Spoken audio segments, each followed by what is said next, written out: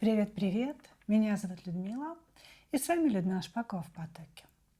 Наш сегодняшний разбор называется так: Его истинные чувства к вам сегодня. И у нас будет 3 позиции. Выкладываю их перед вами. Пожалуйста, загадывайте ваших мужчин. Как обычно, мы начнем с небольшой сигнификации. Сигнифицировать буду как раз мужчину, да, расскажу, в каких энергиях он живет, что за человек, чтобы вы могли понять, да, ваш или не ваш человек пришел на эту позицию. Дальше посмотрим, как этот человек вас видит, кто вы для него, что он о вас думает в целом. И, естественно, рассмотрим его истинные чувства к вам на сегодняшний момент. Чувства человека меняются, конечно же, да, в зависимости от его жизненной ситуации, от обстоятельств, от самочувствия. И, естественно, да, они могут как-то варьироваться. Ну и вот поэтому частенько и смотрим мы их. Итак, двоечки, троечки идут в ожидание. Начинаем с единичек. Кто к нам пришел? Кубковый король пришел. Может быть чистым водником, да, водным знаком зодиака. Рыбы, раки, скорпионы. Правда, я еще ни одного скорпиона кубкового не видела в своей жизни. Вот. Но, тем не менее, значит, что можно сказать об этом человеке? Что можно о нем сказать? Человек, который считает, что жить надо ради удовольствия, что жить надо ради того, чтобы бурлило внутри, ради какого-то адреналина, который вот нужно постоянно добывать. Без этого адреналина, без того, чтобы вот как-то, знаете, постоянно искать некое наслаждение в этой жизни, да, получать какие-то удовольствия в этой жизни, он не видит в жизни никакого смысла. Это точно человек не достигатор, да, это не человек, который строит какую-то карьеру, идет вперед, зарабатывает деньги. Этот человек вообще не про это. Этот человек про секс, про удовлетворение, про удовольствие, про то, чтобы вкусно есть, мягко спать с красивой женщиной под боком и желательно нестись куда-то дальше. Человек, который не любит на чем-то останавливаться, у него нет потребности в какой-то стабильности, у него нет потребности в семье, в детях, в оседлом образе жизни, в оседлом образе жизни, да. Значит, если он вдруг женат, да, я не вижу, чтобы он был женат, но вдруг, если он женат, то это было какое-то, знаете, насильственное бракосочетание, да, заставили товарища жениться, или обстоятельства, или родственники, ну, потому что внутренне он такой, знаете, вечный рыцарь, который куда-то несется, вечный какой-то, знаете, принц на коне, которому подавай битвы, которому подавай события, которому подавай страсть. И, конечно же, этот человек, он очень сильно, он тонко чувствует женщин, да, сильно зависим от отношений как таковых, но боюсь, что он не очень хорошо понимает, что же такое любовь. Потому что для него самое главное – это страсть, притяжение, чтобы бурлило, чтобы шкварчало там все как на сковородочке, понимаете? Вот, значит, еще этот человек не умеет планировать жизнь, и у него, ну, если мы говорим о деньгах, о каких-то покупках, да, недвижимости и так далее, все это очень у него зыбко, все, может быть, у него вообще ничего нет, да, своего. Все это выглядит как постоянно какие-то планы. Да, я вот планирую, что я куплю квартиру, я планирую заработать такую-то сумму, планирую поехать отдыхать туда-то. Но эти планы, они, как правило, никогда не исполняются, потому что он очень быстро перепрыгивает своим вниманием с одного на другое. И если работа требует усидчивости, устойчивости, если работа требует вложений времени, вот какого-то внимания постоянного, да, то этот человек с этой работы быстро уходит. Он не любит такую работу. Более того, он не любит подчиняться, он не любит, чтобы кто-то ему указывал, что ему делать. Да? Поэтому здесь может быть человек, который работает сам на себя. Сам на себя. Вот, значит, что еще? Он пережил какую-то серьезную трагедию в своей жизни. Скорее всего, трагедия связана или с его матерью, или с его здоровьем. То есть здесь может быть что-то связано с тем, что он попал в больницу, серьезное заболевание было, или была какая-то авария, какая-то, не знаю, там пожар какой-то в доме, да, он в этом всем пострадал. Или же у него была очень серьезная зависимость от его мамы, которая тоже уже могла уйти в мир иной, тем самым, да, тем самым создав внутри него какое-то страдание очень сильное. Может быть, он ухаживал за мамой долго, да, она долго болела, например. Вот она ушла в мир иной, и он до сих пор чувствует вот эту вот боль внутри. Хорошо. То, что у него с его матерью некие такие особые отношения, это однозначно. Жива она или не жива, но это сыночек своей мамы. И первая женщина в мире и в жизни для него это мама. То есть он будет слушать всегда сначала ее, а потом уже всех остальных. Хорошо. Кто же вы для него? Кто для него вы? Мешается мне. Ой, елочка моя. Так сделаем. Кто для него вы?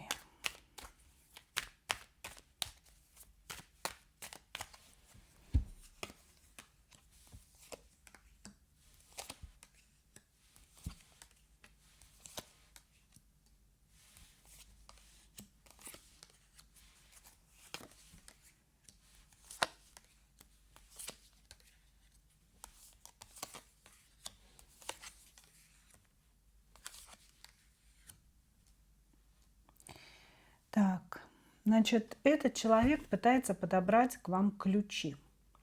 Видит вас ведьмой, видит вас колдуньей, говорит о том, что у вас есть какие-то способности невероятные, но эти способности почему-то направлены против него.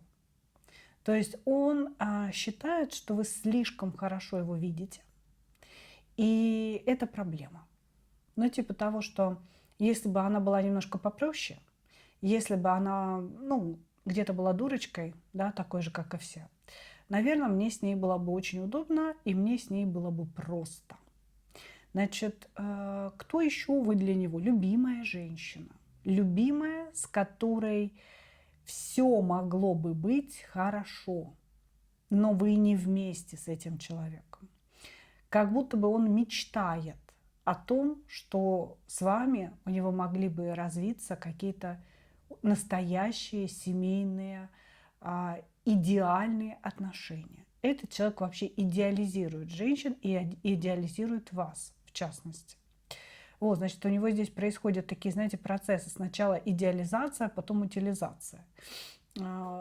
Все кругами, все кругами. Женщин у него было много в жизни, и каждую он сначала возводил на некий пьедестал, а потом не спускал. Вот, единственная его женщина – это мама, перед которой он преклоняется. И если она жива, то и вас он тоже обсуждает с ней. То есть какие-то вещи, как с вами себя вести, что вы сказали, что вы написали, он это все маме своей докладывает. А если она уже не жива, но здесь вот прям что-то показано, что вроде как жива.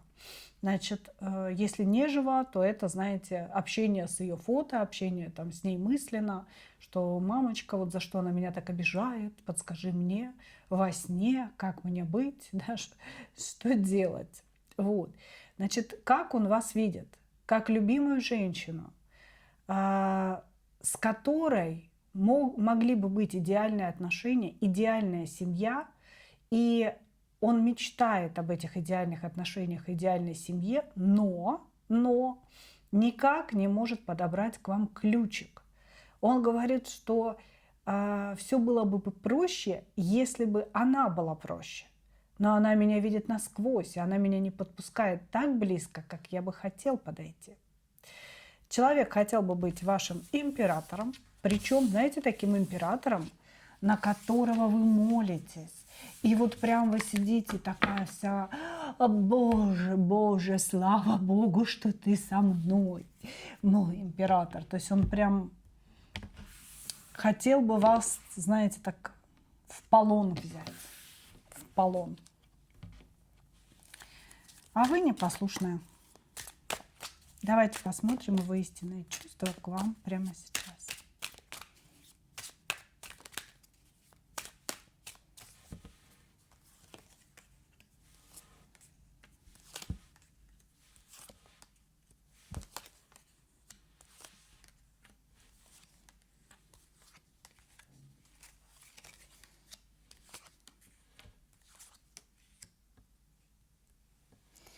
Его истинные чувства к вам прямо сейчас. Сейчас у него какое-то отстранение, охлаждение. Я бы сказала, что он давно вас не видел. Он говорит о том, что вы как-то зазвездились, отстранились от него и живете своей жизнью, и вам в этой жизни очень хорошо. Он где-то вас видит, естественно, наблюдает за вами. И видит, что вы цветете, пахнете, вообще у вас все шикардосненько. Вот. Но это все к нему не имеет отношения. То есть вы живете без него, прекрасно живете без него. И поэтому в его чувствах есть какое-то, знаете, типа мы давно не виделись, мы давно не общались, и у меня идет охлаждение. Как будто бы этот человек может управлять своими чувствами к вам, и то их как-то воспламенять, то отставлять в сторону на потом. Он как будто бы говорит о том, что типа вот когда мы с ней увидимся, вот когда мы с ней поговорим, значит, я снова воспламенюсь, я снова зажгусь. А сейчас это все бессмысленно, потому что это приносит страдания. Он говорит, я не хочу о ней страдать. Он говорит о том, что вы обнулили какие-то его старания. Он старался ради вас, он вкладывался, эмоционально, скорее всего, потому что кубковый король вряд ли вкладывался финансово. Значит, эмоционально вкладывался, как-то все он предлагал вам то одно, то другое, то третье. Наверное, знаете, то встреча на берегу моря, то встреча в шаурмишной какой-нибудь, то встреча в парке погулять, а вы все про деньги, а вы все такая, типа, блин, я хочу в кафе посидеть, холодно на улице, да, не хочу я в этот холод идти. Вот, короче говоря, обижен он на вас за то, что вы обнулили его старания. То есть все, что он вам предлагал, вы обнуляли, на все отвечали отказом и посылали его, и поэтому он обижен. Если честно, вот я как таковых чувств не вижу. Я вам скажу так, этот человек о вас мечтает. Он создал какой-то идеальный образ у себя в голове, и этот образ с вашим лицом. Значит, он о вас мечтает, он вас, значит, наградил какими-то чертами, которых у вас, возможно, нет, чертами характера. И вот он влюблен в этот образ. Где-то в своих мечтах он с вами, возможно, живет, общается и вот как-то выстраивает жизнь, но не в реальности, потому что в реальности я не вижу даже чувств. Но нельзя свою любовь взять и отставить в сторону. Нельзя, понимаете? То есть человек или любит, или не любит. Тут, в принципе, это что рассусоливать. Вот этот человек не любит никого. Понимаете? У него есть сильное притяжение к вам, и вы его включаете. Но здесь скорее притяжение не к вам, а к вот этому выдуманному образу. И я думаю, что он даже и не хочет, чтобы образ становился реальностью. Что он даже боится, что вы не оправдаете его надежд, если вдруг начнете с ним встречаться, да, и он вдруг увидит, что, Господи, она совсем не совпадает с этими моими представлениями о ней. Вот. Не вижу чувств. Не вижу, понимаете? притяжение присутствует, сексуальное притяжение присутствует, обида на то, что вы его не принимаете, обида на то, что живете без него и живете счастливо, на то, что такая красивая не моя, понимаете?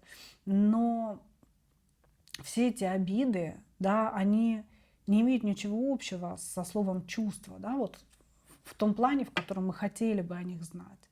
Да, это не любовь, это и не какая-то яркая страсть. Типа того, что, знаете, подумаю об этом завтра, вынесенным ветром. Да, ветром, помните? Я подумаю об этом завтра. Вот и у него также насчет вас. Я подумаю о ней завтра. Я что-то почувствую к ней завтра. Не сейчас. Как-то так. Благодарю вас. Двигаемся дальше.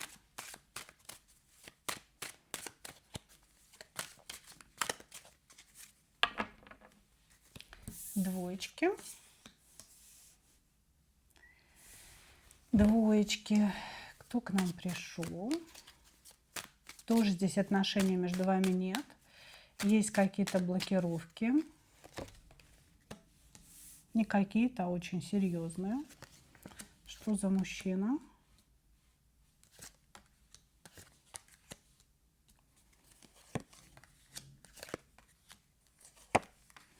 Мужчина, который... Это очень взрослый мужчина, который как-то, знаете, профукал шансы на жизнь, я бы так сказала. То есть этот мужчина потерял из-за своего гонора, из-за своих неправильных поступков все, что он до этого выстроил в жизни. Скорее всего, речь идет о семье, о том, что у этого человека была семья, но он вел себя таким образом, что, скорее всего, развелся со своей женой. Вот. Может быть, вы и есть его жена, да, чтобы зашли посмотреть его чувства. Здесь во всем потеря.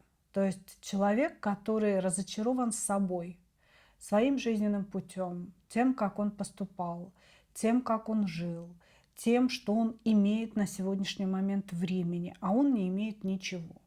Ничего. Чувствует себя глобально одиноким, чувствует, что не понял каких-то уроков в своей жизни. Да, что вот вся жизнь – это какой-то очень-очень большой урок, который я немножечко не догоняю, говорит он.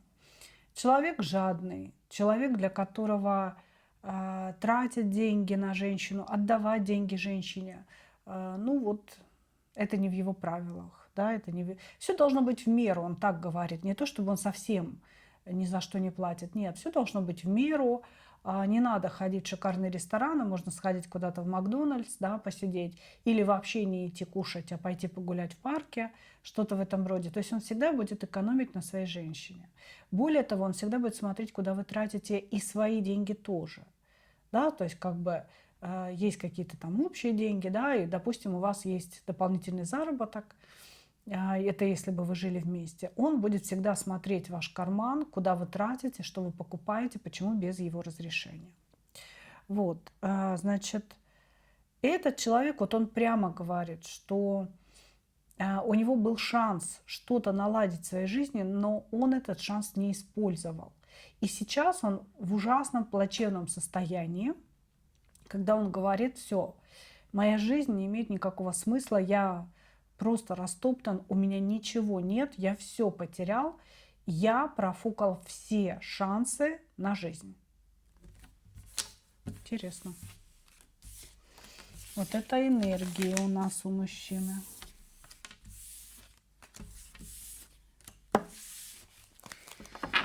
Давайте посмотрим, кто вы для него.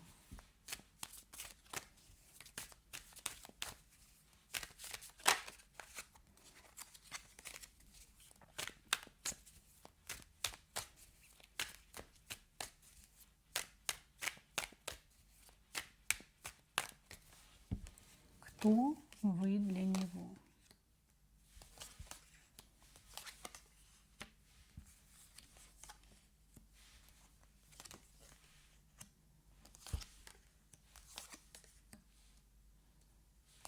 Вы можете быть его бывшей женой.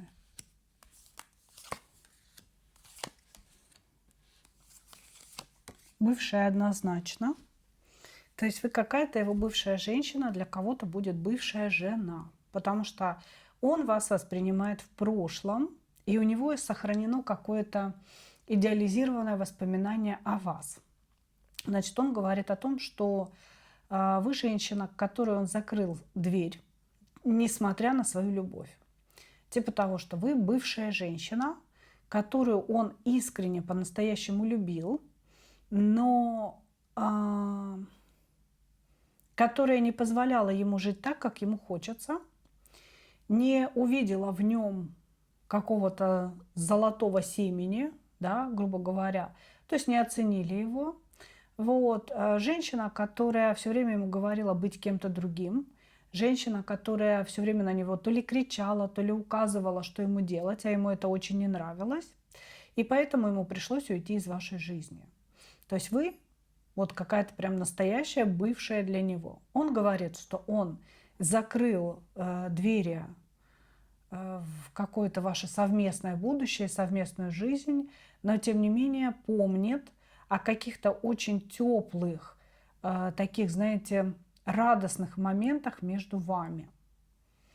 Скорее всего, это семья, потому что здесь вот прям рождение ребенка, здесь прям такая вот семейная идиллия. То есть, скорее всего, вы смотрите на своего бывшего мужа. Вот. Значит, сейчас он говорит о том, что вы убили все, что он там взращивал. Ну, не оценили, убили, короче говоря, не поняли бедного мужчину. Я бы сказала, что он воспринимает вас как бывшую жену, с которой ему было очень тяжело порвать отношения, потому что здесь есть любовь. Но типа выхода нет. Она меня не оценивает, она не видит во мне важного человека, ценного человека. Она все время указывает мне, что мне делать, говорит, что я не такой кривой, косой и безденежный. И, соответственно, тем самым она меня убивает. И он еще говорит о том, что вы сделали какие-то поступки неприемлемые, которые его убили и которые он не может вам простить. Понимаете? То есть вот такая здесь обидушка. Хорошо.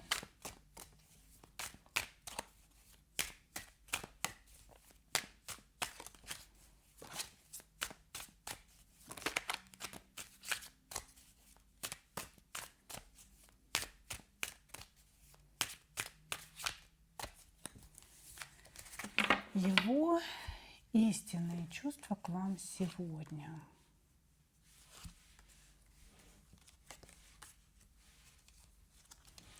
Здесь мужчина, который может периодами прорываться в вашу жизнь, звонить, писать посреди ночи. Ну что, ты помнишь меня? Там, что ты чувствуешь? Спишь? Так, знаете. Спишь, подлая, пока мне так плохо. А ты спишь? Сволочь такая. Любит вас он. Значит, здесь мужчина вас любит. Очень болезненный. Очень какой-то такой, знаете, любовью. Из разряда «пусть мне будет плохо, но к ней я не пойду». Очень странный мужчина.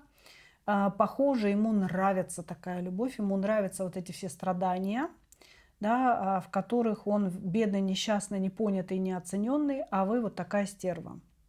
Вот, значит, он любит вас действительно. Здесь есть истинные чувства у человека. Любит как вот единственную женщину в своей жизни. Если это бывший муж, который там гулял от вас или поступил с вами как-то некрасиво, да, все равно вы остались у него единственной женщиной. Несмотря на то, сколько у них вообще их у него было. Вот так. Та самая единственная, которая была моей, с которой я был ее.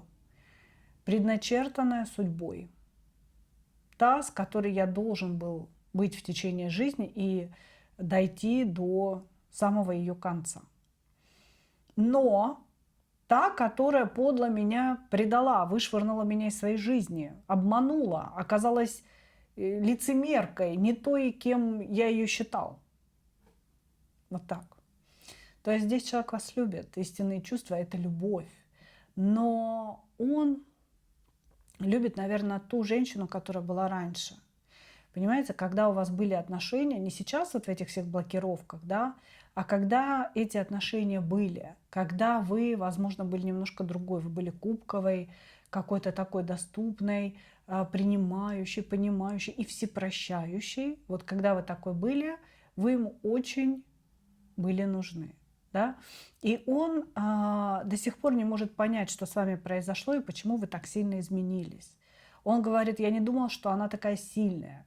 Я не думал, что она может, значит, что-то там такое утворить, что она вдруг может меня перестать уважать.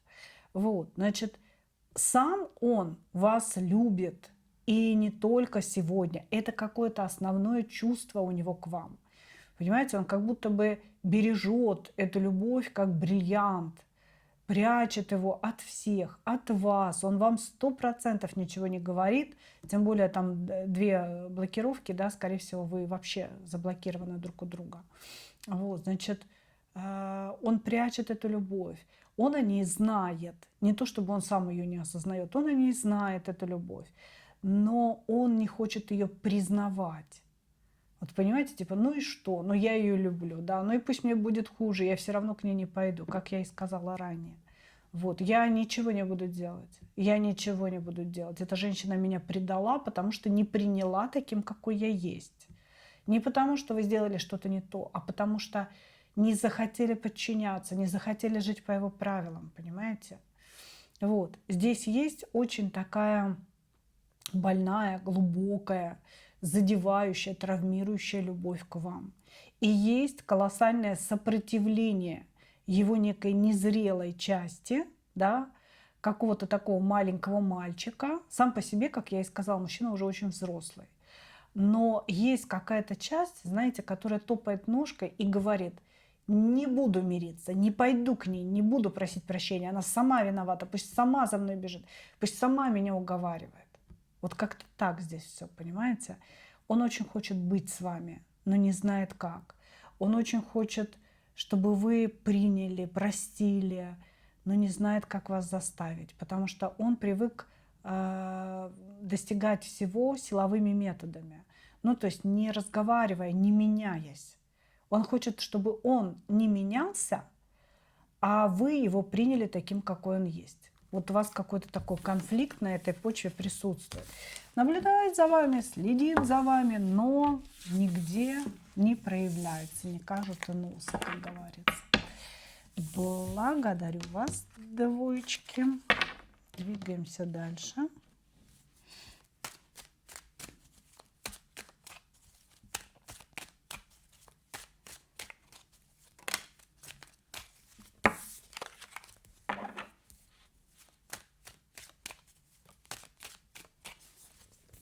Троечки. Кто к нам пришел? О, это человек злой, который, наверное, работает с психологом над своим гневом, над тем, что он постоянно на кого-то злится, хочет кого-то куснуть за бочок. Очень такой агрессивный, считает себя жезловым королем. Всячески это транслирует. Да я, елки-моталки, да ты знаешь, кто я такой.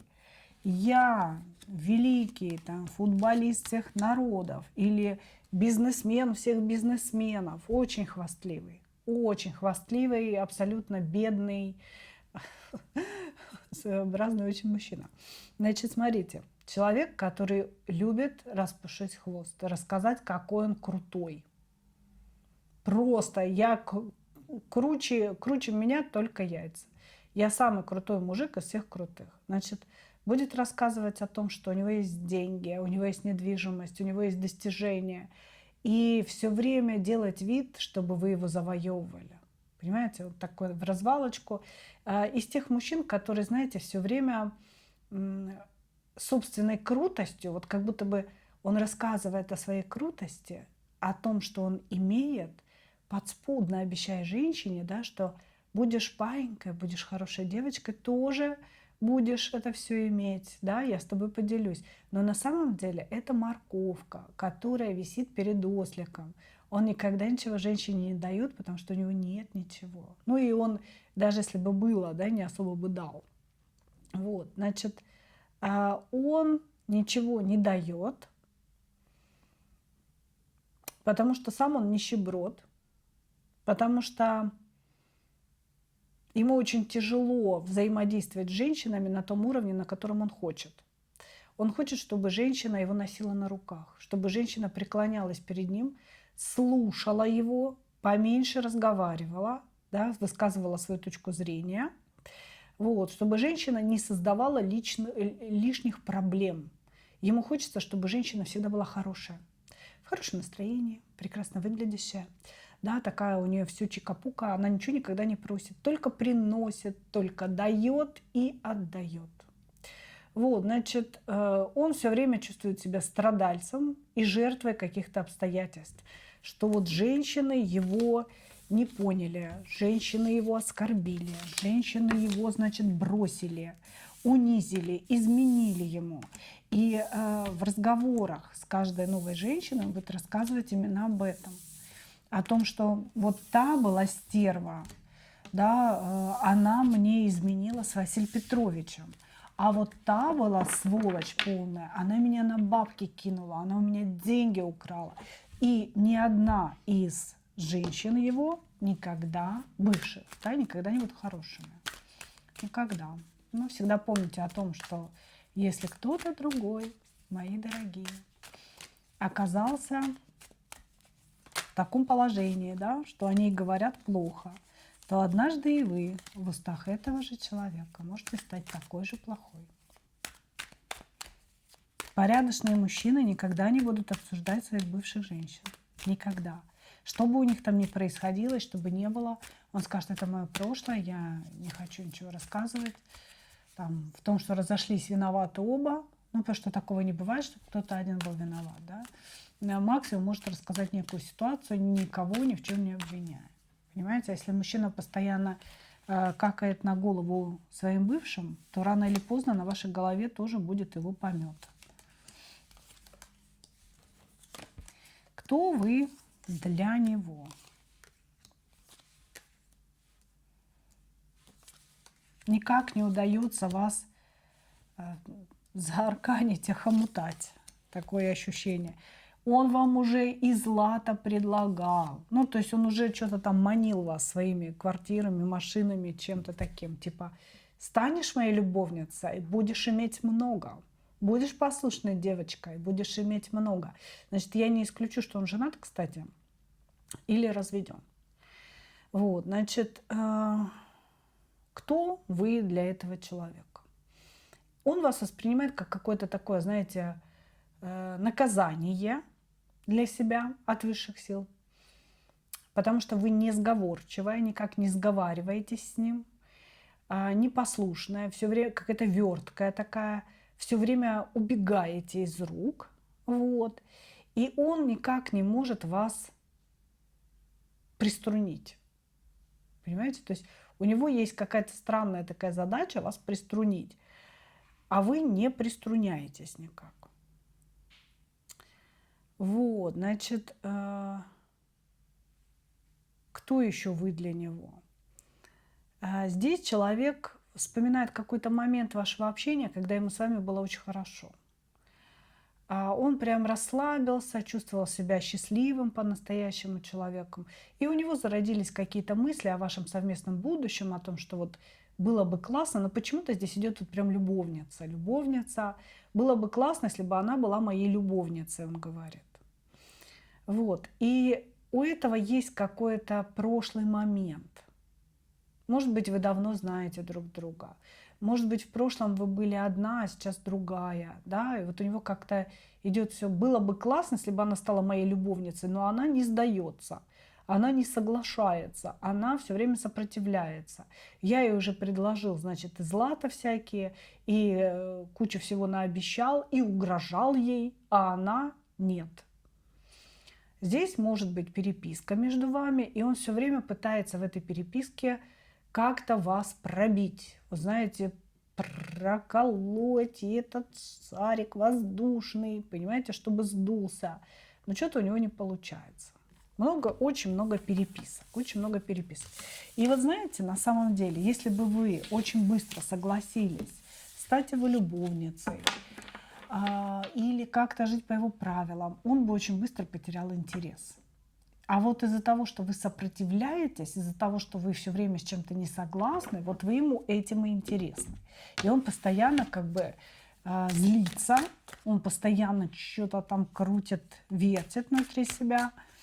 Именно из-за того, что вы с чем-то не готовы согласиться.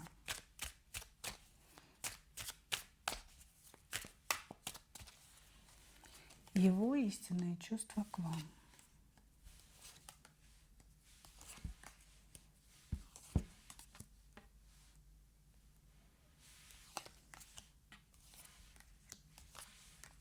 У этого человека есть нарциссическое расстройство, потому что он очень интересно воспринимает любовь и вообще чувства. Он как будто бы хочет взять себе женщину для того, чтобы ее бить и унижать. И это как бы проявление любви, по его мнению. То есть он вас выбрал в своей голове для каких-то свиданий, для каких-то тайных отношений. Ну, вот любовница. Значит, и в этих отношениях он хочет вас унижать. Он хочет вас, может быть, физически бить или там сексуально унижать как-то. И от мыслей об этом у него пробегает дрожь. Куда вас зовет этот человек? Он вас зовет вот в эти сети. Этот человек садист, этот человек нарцисс. Он живет ради своего эго, ради его поглаживаний и ради каких-то игр. Он все время играет, все время охотится за кем-то. И за вами в том числе. Истинные чувства, понимаете, это чувство охотника, который выследил свою жертву, остановился на ней и начинает ее загонять. Это не чувство, это адреналин в крови, да, который у него бурлит, потому что вы сопротивляетесь. Жертва убегает, а я ее ищу, постоянно держу на мушке, да, и тут же она убегает. То есть вот эта вот какая-то фигня у него внутри присутствует относительно вас. И он вот эти странные очень эмоции воспринимает, как «я влюбился». Вот, значит, ну, он сам так говорит, что он влюблен, что он не может быть вашим императором. Он может предложить вам некую тайную связь, где вы должны удовлетворять его сексуальные фантазии, а они будут очень жесткие, с применением физической силы. И человек должен как-то, знаете, я даже не знаю, он такую роль вам уготовил, что мне, если честно, немножечко не по себе. Я ее буду обесценивать, я ее буду унижать и физически, и психологически. И от этого я буду получать такой кайф невероятный. Это и есть любовь. Господи, девочки, кого вы тут нашли? Вот. Я сделаю все, чтобы она бежала за мной, чтобы она умоляла меня. Я сделаю ее своей императрицей, но какой-то тайной императрицей, судя по всему. Такой странненький мужчина. Очень странный, девочки. Ну, вы как-то это... Помашите ему ручкой. Он очень странный. У него нет нормальных чувств человеческих. У него все чувства очень такие болезненные через призму его собственного эго. И их и чувствами-то нельзя назвать. Это какое-то садистское удовольствие от чужой боли и предвкушение этого удовольствия относительно вас. Поэтому бегите. что тут можно сказать. Ну вот так, мои дорогие, вот такие у нас сегодня получились позиции. Такой получился разбор. Надеюсь, что он срезонировал с вами, что вы получили свои ответы. Обязательно пишите комментарии, ставьте лайки. Должен быть какой-то энергообмен между нами. И я благодарю вас об этом, за это заранее. Благодарю вас еще раз. И, как обычно, хочу пожелать вам только одного. Встретить свою настоящую любовь и не потерять в ней себя. Ну а мы увидимся с вами в следующих видео. Пока-пока.